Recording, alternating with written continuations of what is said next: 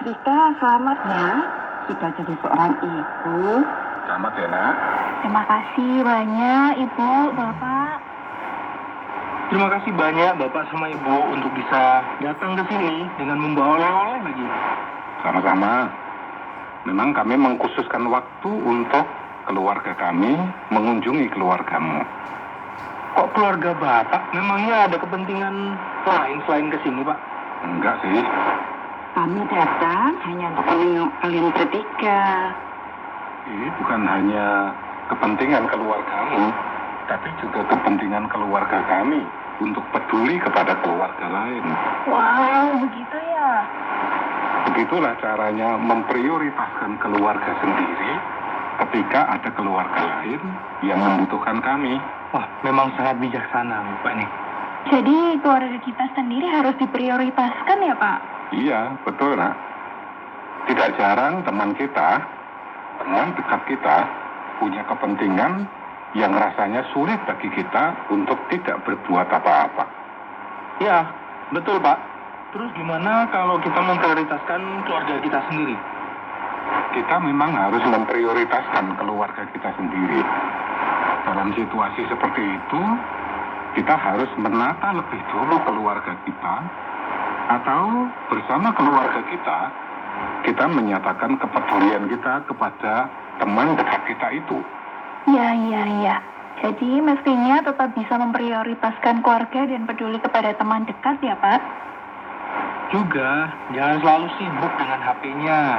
Ada suami bicara, istrinya hanya melihat HP-nya terus. YouTube lah, TikTok. Jangan hanya sibuk dengan kegiatan bersama sahabat, kegiatan agama, masyarakat. Ya, Dik. Begitu pula dengan pekerjaan kita. Tidak jarang kita mendapat tambahan pekerjaan. Pekerjaan tambahan begitu, itu mesti menyita waktu keluarga kita. Bahkan, ada yang super sibuk melakukan pekerjaan.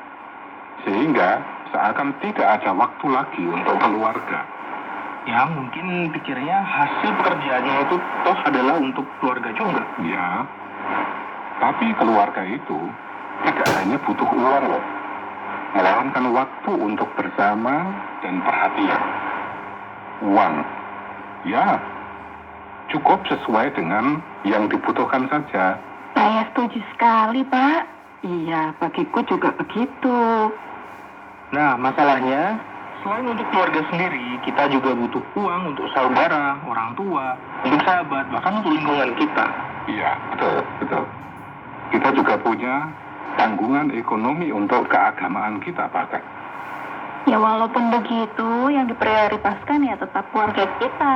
Untuk yang lain-lain itu, ya sesuai dengan keadaan ekonomi keluarga kita saja. Oke, siap Dek. Yang sangat penting untuk diprioritaskan dalam keluarga kita, itu adalah kesehatan. Kesehatan semua anggota keluarga kita. Betul sekali.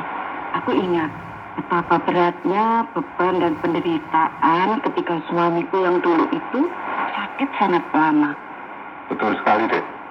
Aku sungguh merasakannya ketika istriku yang dulu itu sakit kanker. Aduh, susah sekali.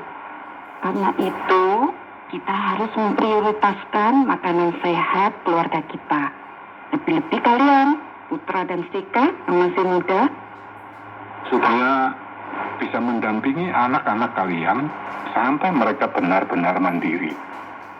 Ya Pak, Bu. Berolahragalah yang cukup dan rutin. Istirahat yang berkualitas. Istirahat berkualitas itu yang gimana ya Pak? Tidur sebelum larut malam, sebelum tengah malam. Dan bangun untuk menyongsong matahari terbit. Oh, oke, begitu. Prioritaskan juga kerukunan atau kedamaian keluarga. Itu memang sangat kami dambakan. Nah, itulah sebabnya kami berdua itu selalu konsultasi sama Bapak. Ya, aku ingat. Selalu kembalikan emosi. Jangan membawa masalah di luar rumah, di tempat kerja misalnya, di masyarakat, ke dalam keluarga kita. Iya, Pak. Kalau terpaksa membawa masalah di luar ke dalam keluarga kita, itu adalah dalam rangka minta pertimbangan dari pasangan kita untuk menemukan solusinya. Jangan membawa reaksi kita atas masalah itu ke dalam keluarga kita. Iya, setuju sekali, Pak. Jangan biarkan keluarga kita menjadi korban atas masalah di luar.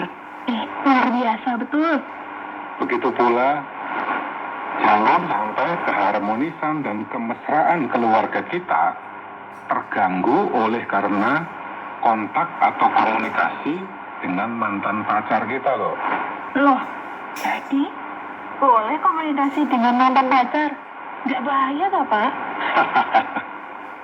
Menurut Bapak, boleh saja, asal komunikasi itu tidak dalam hubungan cinta dan tidak sering dilakukan, tapi karena adanya kepentingan.